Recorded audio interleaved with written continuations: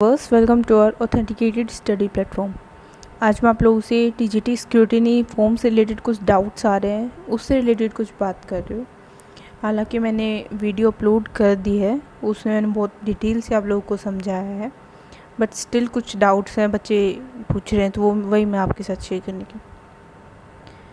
देखिए, सबसे पहले अगर मैं बात करूँ डीएमसी और सीरियल नंबर की, आप जो है अगर आप एमडीयू से हैं, देखिए उसमें सीरियल नंबर जो है पीछे की तरफ है डॉक्यूमेंट की, तो आप जो है डीएमसी नंबर लिख सकते हैं, उसमें कोई प्रॉब्लम नहीं आ रही है। ये कहाँ से चेक होंगे? आप ही के जो डॉक्यूमेंट है, जो आपने स्क्रूटिनी फॉर्म में जैसे फिल कर दिया है यहाँ पर, तो पीछे आपके डॉक्यूमेंट से ही सीरियल नंबर को मैच कर रहे हैं, तो उसमें आपको कोई प्रॉब्लम नहीं आएगी और ये यूनिक ही होते हैं, तो आप इसको डीएमसी नंबर फिल कर सकते हैं। और जैसे जिसमें सीरियल नंबर दे रखा है फ्रंट पेज पर, मतलब जहाँ पर आपके मार्क्स वगैरह होते हैं, तो वहाँ पर आप अपना सीरियल नंबर ही फिल कर दीजिए। ठीक है, ये डाउट आप लोगों का क्लियर होगा। फिर उसके बाद जो है डोमिसाइल, देखिए डोमिसाइल ओल्ड और न्यू, अगर आपका एड्रेस वही है, अगर आपका एड्रेस जो है चेंज नहीं हुआ है, तो आप ओल्ड डोमिसाइल जो है यूज़ कर सकते हैं, कोई प्रॉब्लम नहीं होगी। चाहे आपका 2005 का हो, 2006 का हो, 2007 का हो, या 2010-12 का हो। ठीक है, न्यू कब बनवाते हैं? जब आपका जो है डोमिसाइल का अपना एड्रेस जो है चेंज कर लिया हो। ठीक है, उसमें ऑलरेडी नीचे मेंशन है, अगर आप अपना डोमिसाइल खोल के नीचे पढ़ेंगे कि this is valid till your address remain same, ऐसा कुछ लाइन उसमें मेंशन कर रखी है, तो आपको नया बनवाने की कोई भी ज़रूरत नहीं है, आप वही लगा सकते हैं। ठीक है,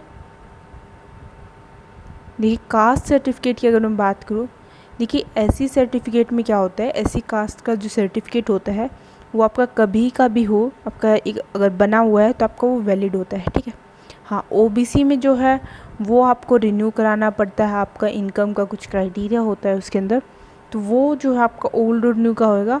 एससी सर्टिफिकेट वाले प्लीज़ इस चक्कर में ना पड़े कि आपको ओल्ड बनवाना, ओल्ड है न्यू है, आपका जो पहले वाला सर्टिफिकेट है वही लेके जाएं, बाकी आपको और कोई ज़रूरत नहीं है। ठीक है, नया बनवाने की कोई भी ज़रूरत नहीं है। हाँ अगर आपको ओबीसी का है, ऐसा कुछ है, तो आप जो है अभी नया वाला भी लेके जाएं और ओल्ड वाला भी लेके जाएं। ठीक है, ये आपको लेके जाना है।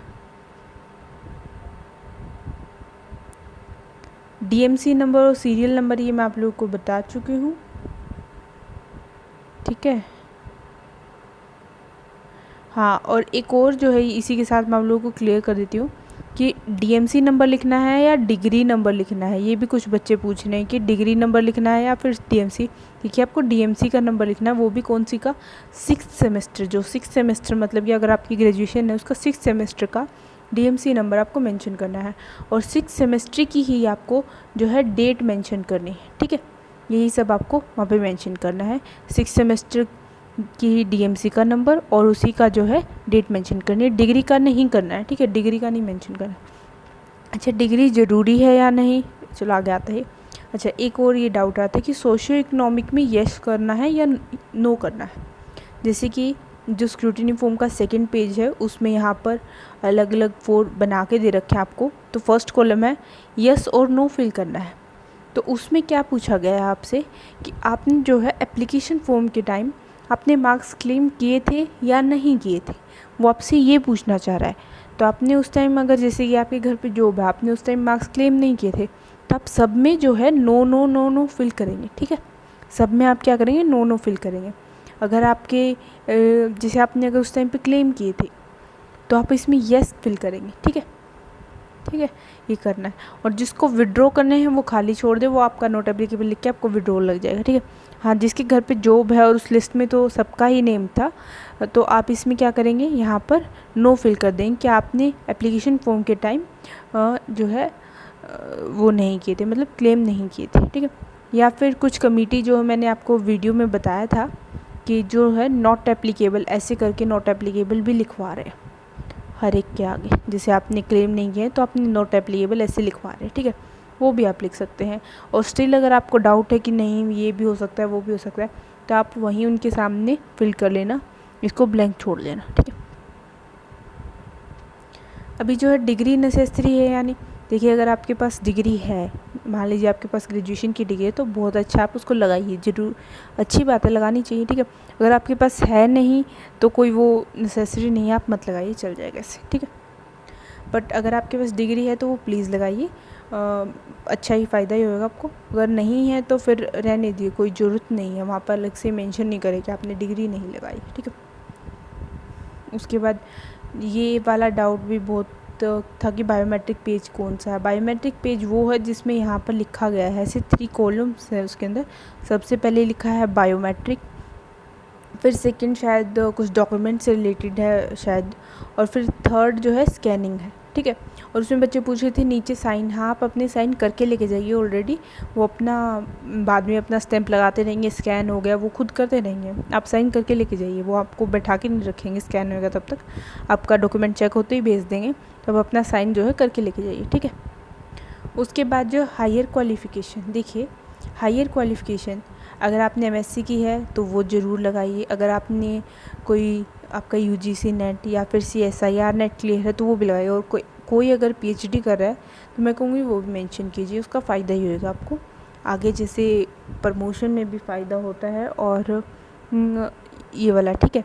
जैसे मैं आपको बताती हूँ कहाँ पर लगाना है आपको।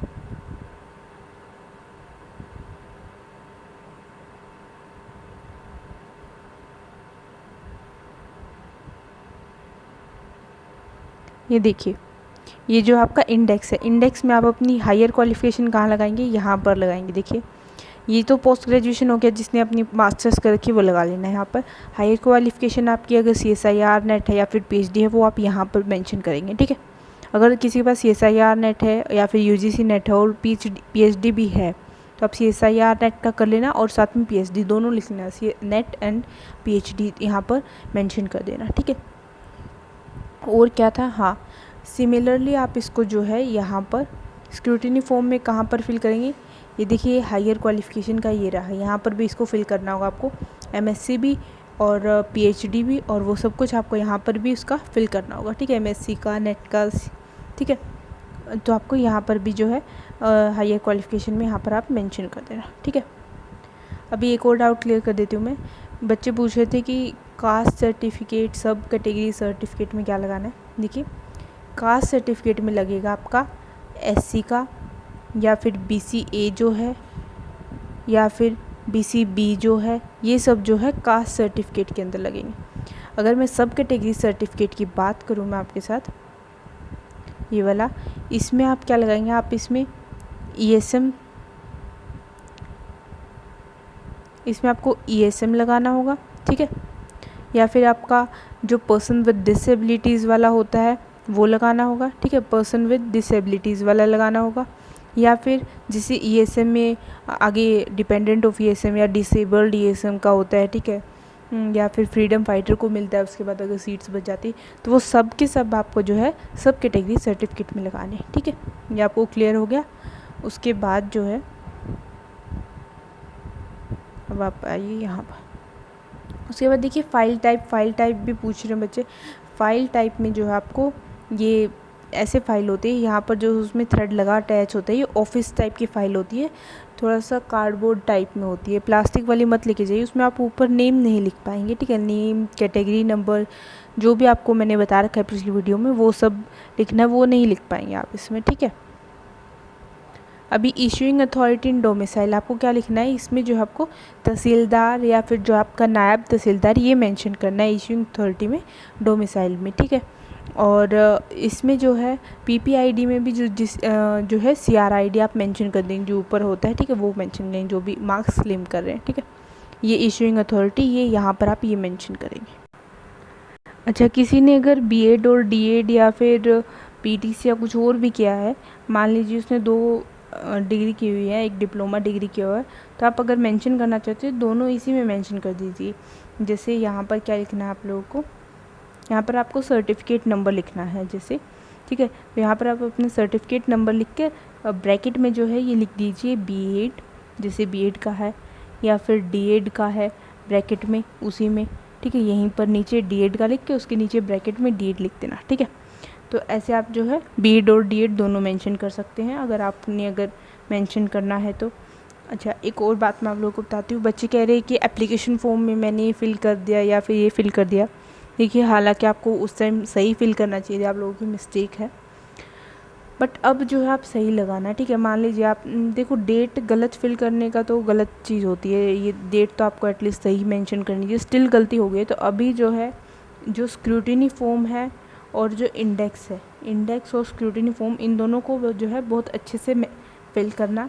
और आप जो है वहाँ पर कमेटी वाले को बता देना कि मैंने एप्लीकेशन फॉर्म में जो इस डेट में यहाँ पर मेरे से गलती हो गई थी, ठीक है, ये मिस्टेक हो गई थी मेरे से फिल करते टाइम, या कुछ मार्क्स थोड़ा बहुत, मार्क्स तो इतना चेक नहीं हो रहे हैं बट डेट का जो है थोड़ा सा इशू होएगा, डेट आप उसको बता देना ताकि वो आपका यहाँ पर रिमार्क में जो है मेंशन कर सके, जो रिमार्क्स है वो यहाँ पे आपका मेंशन कर दिया कि वो मिस्टेक हो गई थी, वैसे ठीक है उसका डॉक्यूमेंट्स, तो आप उसको एक बार ये बता देना, ठीक है।